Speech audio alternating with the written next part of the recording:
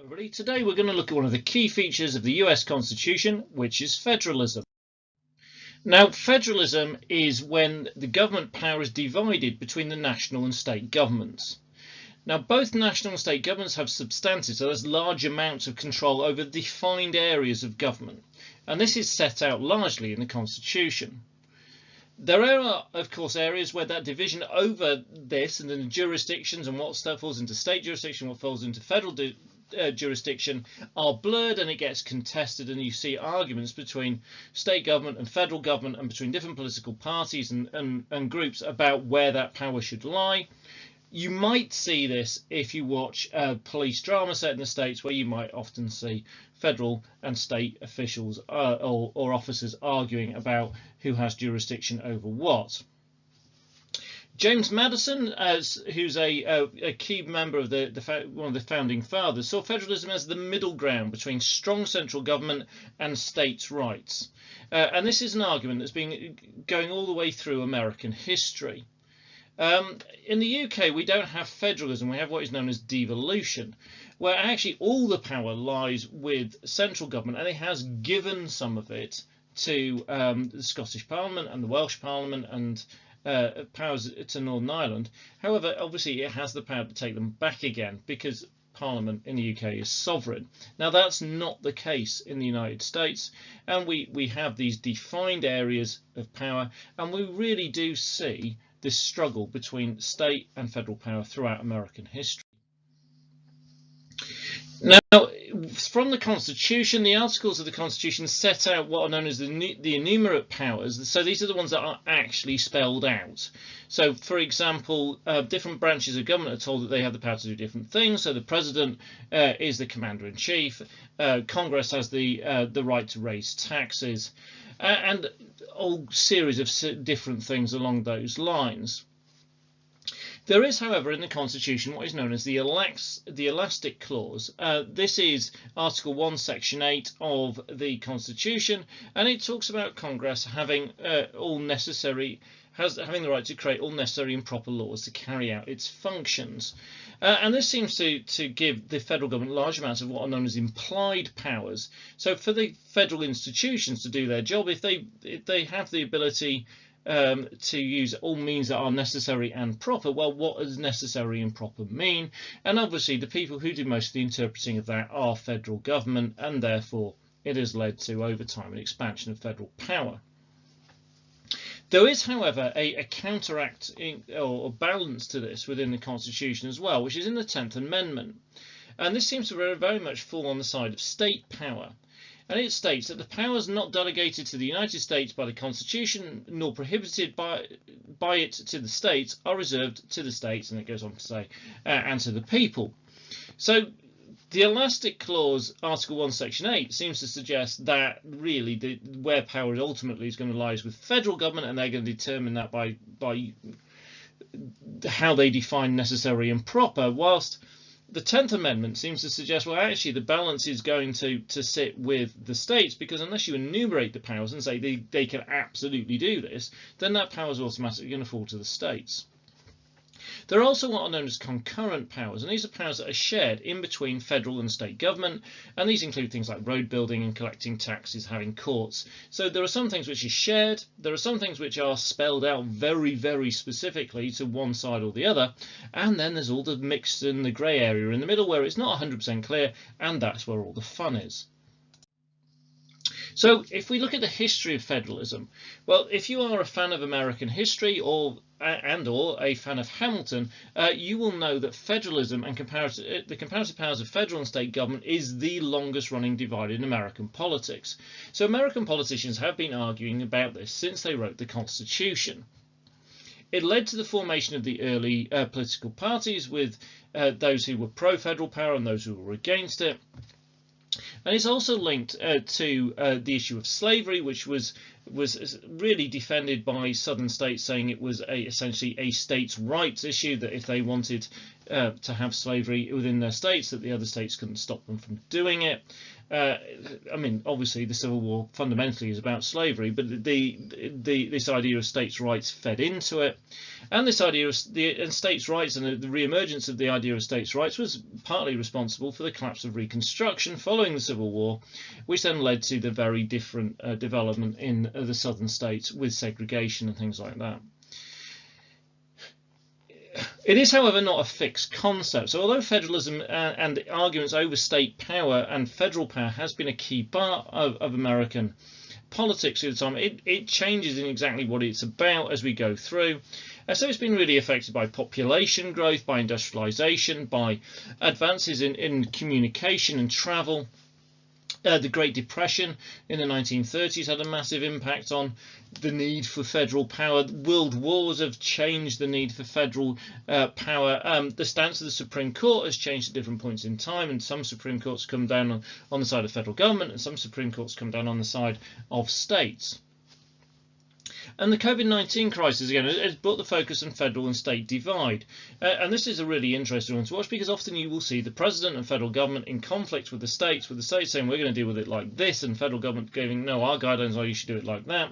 And obviously Trump likes to argue with people, so we see spats between Trump and governors and state legislatures and city administrators who he doesn't like, and him heaping praise on the ones that he does. And we're seeing actually some parallels and some really quite interesting stuff going on in the UK on similar lines, where the devolution matter has really come to the fore, and we see this particularly with stuff that's happened in education, where because of the timings, things happen in Scotland first, and so Nicola Sturgeon does something, and then it appears that the UK government follows suit afterwards. And again, we're seeing some differences in other issues on COVID-19 between the devolved parts of the UK and central government. In the same way, we're seeing really strong differences between states and federal government.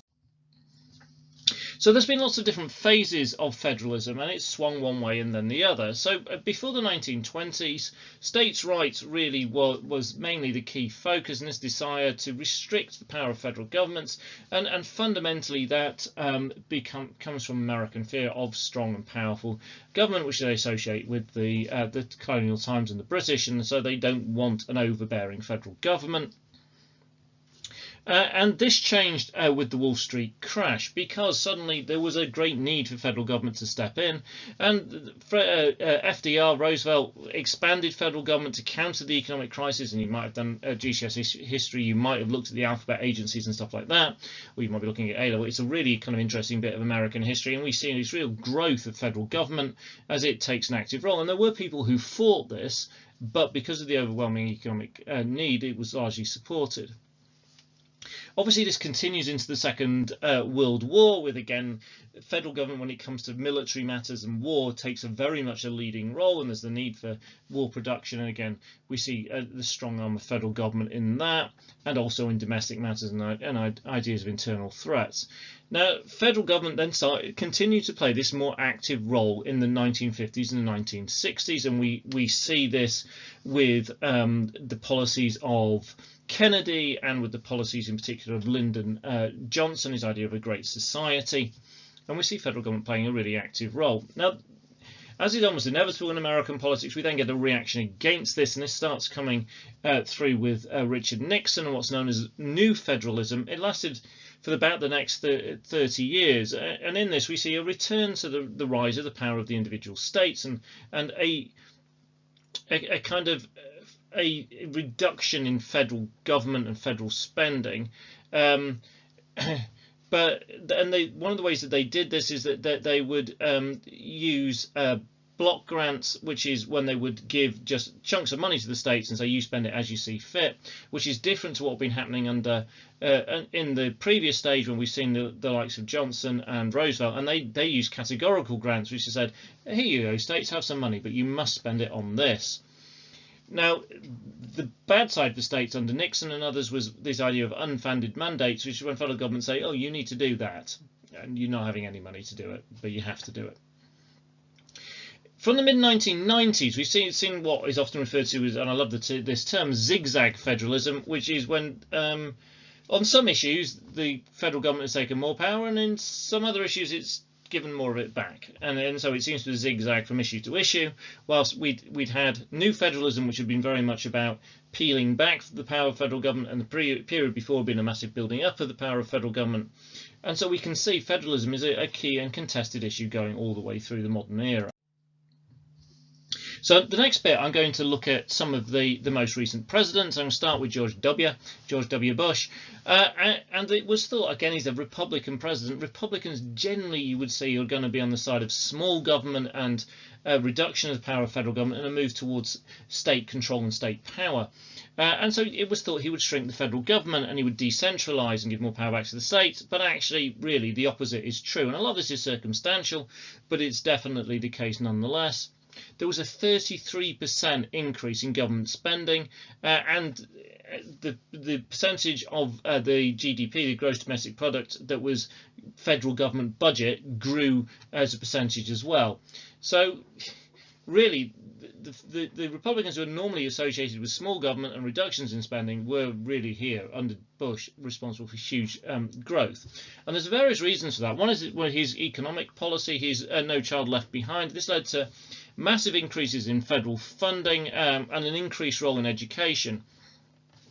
I mean, so part of the extra role is the idea of annual national testing, going through a whole range of grades in the states. But there was also a load of financial stuff in this, where they poured a lot of more money into the poorest schools, particularly schools in the inner city areas. And there was federal funded reading programs as well, to trying to raise the standard of reading across America. They also then, at the other end, they spent a lot of money on the elderly, where there was a huge increase in spending on Medicare. So Medicare is the one that's aimed at people over the age of 65, which is different to Medicaid, which is aimed at people who are poor. And again, there was some Republican senators and congressmen who voted against this, but again, it's probably easier for Republicans to get stuff through to help the elderly than it is the poor. But again, it's a massive amount of money. We're talking $400 billion over 10 years. However, a lot of the really big increases came in Homeland and Security, and this is a response to the September the 11th attack. We see 125% increase in spending on defence, and the Homeland budget went from 13 billion to 69 billion. So percentage-wise, I mean, it's going up about fivefold. This is really, really substantial growth. You then get into some really crazy money when you start talking about the economic banking crisis. The federal government took control of 2 mortgage companies, which were responsible for lending out $6 trillion. That's right, $6 trillion in mortgages, and the federal government kind of took over running those. And it also gave a $700 billion bailout to the Wall Street banks, which makes the spending on Medicare, really puts that into some kind of context. Right, federalism under Barack Obama, again, as a Democrat coming, you would expect a growth of the power of federal government, more federal government interference, and we do see that to an extent because we see more spending. But this is kind of a federal government assisting the states, so they're giving them more money and trying to encourage them to spend it on particular areas. And this was state child's health insurance, the expansion of Medicaid, and the Obama's education policy, which was the race to the top. The most controversial of these was the expansion of Medicaid, and this was really controversial. As states had to join in the expansion of Medicaid, in making it available and health insurance available to this much wider group of people than it had been before, or they lost federal funding for their Medicaid program, and Medicaid program is just about the biggest ticket of federal spending. So this is something essentially states were being blackmailed into doing. You had to do what Obama wanted you to do with Medicaid, or you didn't get any money at all.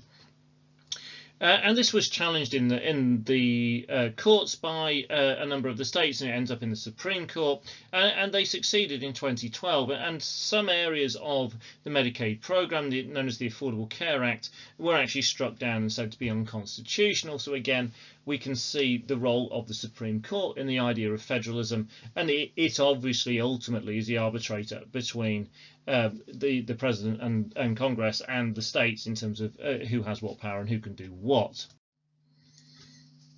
Right, Federalism under Trump. Well, this has been an interesting one. I mean, over COVID-19, we've seen kind of massive swings in policy. So Trump goes from saying that every state and its politicians are responsible for the handling of the COVID-19 crisis, to him then saying he completely disagrees with what they're doing and he's going to seize control over them and do it all himself. He heaped praise early on a lot of Republican state politicians and them pulling out of lockdown quickly, and then those states had huge COVID-19 outbreaks, and he was less keen to take much responsibility for that. And he also criticised those that were slower coming out of lockdown, which have had less extensive outbreaks. And so he tends to fire in wild directions on this, from taking all the credit when things go well to passing all the blame when things go badly, to saying the federal government is taking the lead and doing absolutely everything, to pushing it all onto the states and saying no, the states are dealing with this. Before COVID-19, Trump made extensive use of executive orders, largely because he struggles to get things through Congress. And this can be seen as another way that he and other presidents use of expanding federal power. We've also seen a kickback from states and from city administrations against Trump. One of the most notable of these was over his immigration policy, and this was a highly conservative policy by federal government, and it was blocked by several of the more liberal states. And again, the courts were involved in this, and this is rather a role reversal from what we've seen traditionally in American history, where we have liberal policies coming from federal government and then the far more conservative states, particularly in the South and the Midwest, going, no, we don't like that. We're going to try and block it. But this way, it was the other way around. It was a conservative in the White House, and then more liberal politicians out in the states and the cities who were going, no, we think this is unconstitutional. This is something you shouldn't be doing. So the consequences of federalism are very widespread. So we have legal ones. There's huge variations in the laws, such as things like driving age, the age you can get married, the legality of drugs like marijuana, the use of the death penalty. All these things vary from state to state. It can mean that states are run almost like laboratories, where you might have a policy idea tried out in a particular state, and then it might spread across America if it works, or it might get binned if it didn't work in that particular state. All elections are based on federalism because the states make all the rules. So how even national elections happen within a particular state, it's all decided within that state.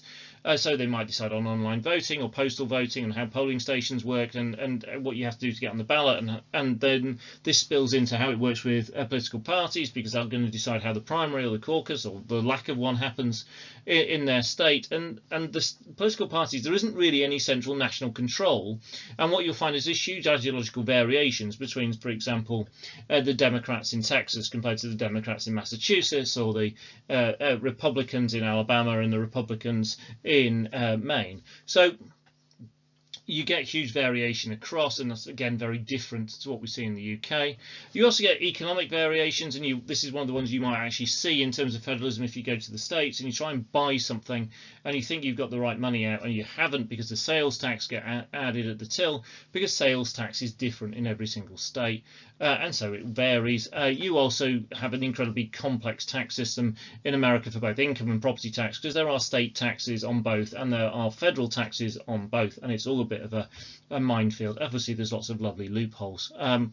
You also get regionalism, which is that America is divided into different areas. I mean, here I've given four of the main examples. You've got the South, you've got the Midwest, you've got the Northeast, and you've got the West, particularly the West Coast.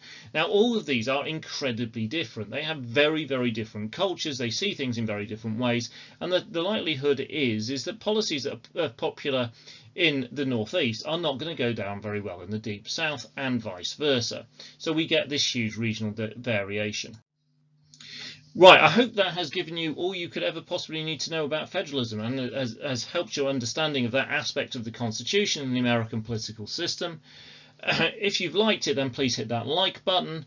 If you are enjoying my videos and they are helping you with your A-level politics, or just helping you in general to understand politics and feeding your love for politics, then please subscribe and help support the channel. I am aiming to cover as much of, if not all of, the A-level spec as quickly as I can, but this will take me time. Please bear with me. And again, any questions, comments, please add these under the video and I will get back to you. Thank you very much for watching.